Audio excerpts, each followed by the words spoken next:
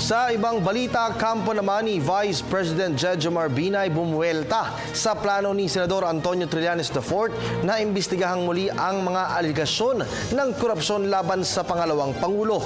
Ang buong ulat, alamin natin mula sa aming kasamang si Ria Fernandez, live via phone patch. Kirby, bumuwelta ang kampo ni Vice President at una standard bearer Jejomar Binay sa panawagan ni Senador Antonio Trillanes IV na muling imbestigahan ng Senate Blue Ribbon Committee ang mga isyu ng korupsyon ibinibintang kay D.B. Binay. Ayon sa tagapagsalita ni D.B. Binay na si Joey Salgado, nais lamang magsagawa ng investigasyon ni Trillanes para buhayin ang kanyang patay na kampanya bilang Vice Presidential candidate.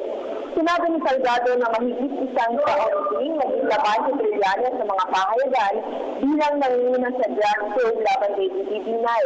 Subalit naawa siya dahil hindi pa na ito nakatulong upang pataasin ang ratings ng mambabata sa poll survey.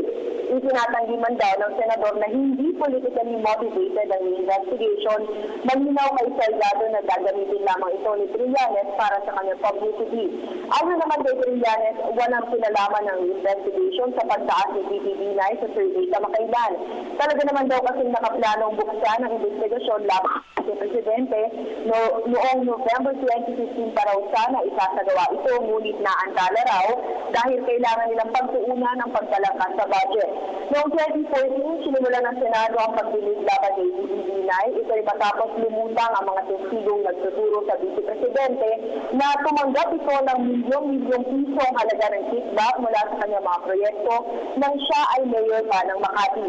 Nasa United Arab Emirates ngayon si D.B. Binay para sa 3 araw na pagbisita.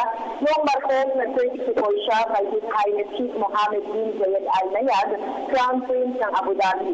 Tinalakay nila ang kalagayan ng tinatayang 700,000 OFW sa UAE, maging ang mga oportunidad sa pamumuhunan ng UAE sa Pilipinas. Mula sa tanggapan ng Vice Presidente, ako si Ria Fernandez para sa Telebisyon ng Bayan.